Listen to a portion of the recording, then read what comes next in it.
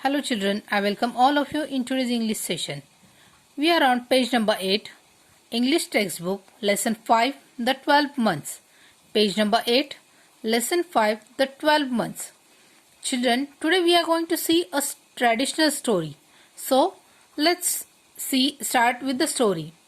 Once upon a time, in a faraway country, there lived a mother who had two daughters. One was her own child. The other was her stepdaughter. She was very fond of her own daughter, but she hated her stepdaughter. The only reason was that Maracula, the stepdaughter, was prettier than her own daughter Helena. The gentle-hearted Maracula did not know how beautiful she was, and so she could never make out why her mother was always so cross with her. Maracula had to do all the housework, tidying up the cottage, cooking, washing, spinning, weaving and sewing. She liked work and she did it all without a word of complaint. While Helena spent the time adorning herself and lazing about. Even then, Helena and her mother scolded and rated and abused Maracula every day. They envied her so much that one day they decided to throw her out in the freezing cold to get rid of her. Go, Maracula, and get me some violets from the forest. I want to wear them and to smell them, said Helena. But, my dear sister, it is impossible to find violets in the snow, said poor Maracula. How dare you argue? When I tell you to do something, off you go at once, and if you don't bring me violets from the forest, I'll kill you, said Helena threateningly. The stepmother caught hold of Maracula, turned her out of the door, and slammed it to after her. Maracula went into the forest, weeping bitterly. The snow lay deep, and there wasn't a human footprint to be seen.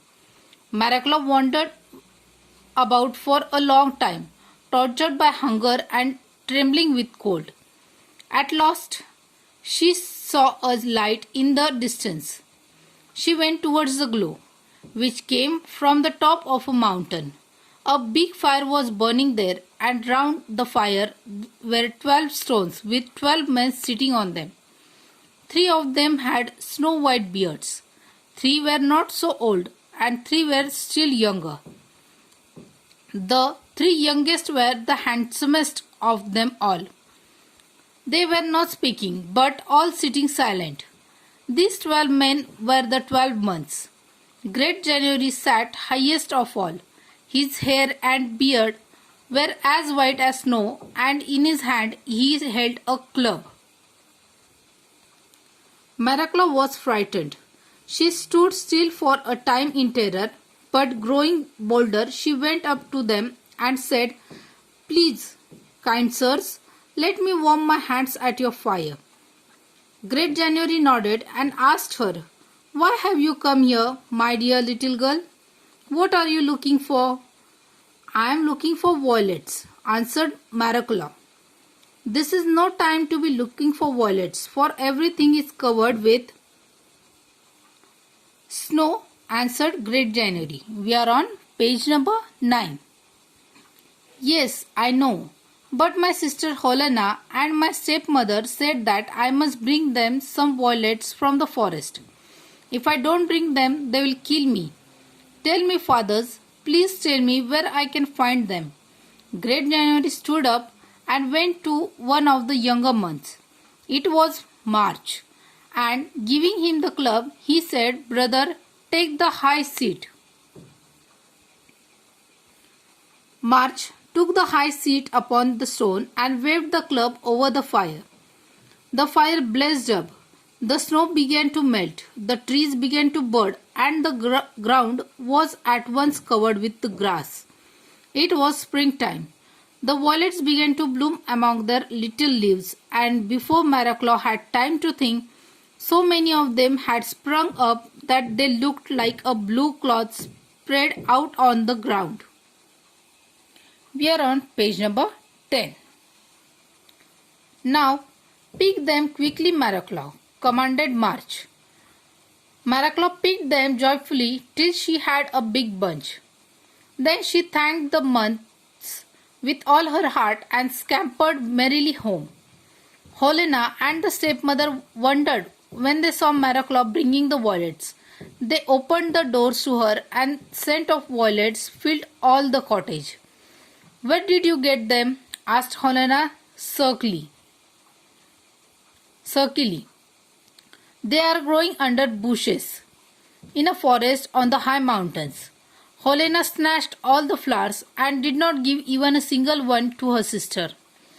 The next day she called to her sister and said, "Go, Maraclaw, and get me some strawberries from the forest." "Alas, dear sister, where could I find any strawberries in this hard winter?" said Maraclaw. "How dare you argue? Go at once and get me the strawberries, or I'll kill you." The stepmother caught hold of Maraclaw and pushed her out of the door and shut it after her. Maraclaw went to the forest, weeping bitterly. The snow was lying deep, and there wasn't a human footprint to be seen anywhere. She wandered about for a long time, tortured by hunger and trembling with cold. At last she saw the light she had seen the other day.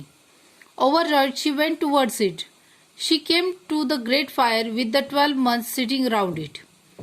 "Please, kind sirs, let me warm my hands at the fire." Great January nodded and asked her, "Why have you come again, and what are you looking for here?"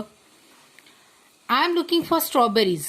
My sister Helena and my stepmother bade me bring some strawberries, and if I don't, they will kill me. Tell me, fathers, tell me, please, where can I find them?" Great January arose. He went over to the month sitting opposite to him. It was June, and handed the club to him, saying, "Brother, take the high seat." June took the high seat upon the stone and swung the club over the fire. The fire shot up, and its heat melted the snow in a moment. The ground was all green. The trees were covered with leaves. The birds began to sing, and the forest was filled with all kinds of flowers. It was summer. The ground under the bushes was covered with white starlets. The starry blossoms were turning into strawberries every minute. They ripened at once, and before Maraclaw had time to think, there were so many of them that it looked as though a red carpet had been spread on the ground. Pick them at once, Maraclaw commanded June. So children, let's see the remaining story in second part.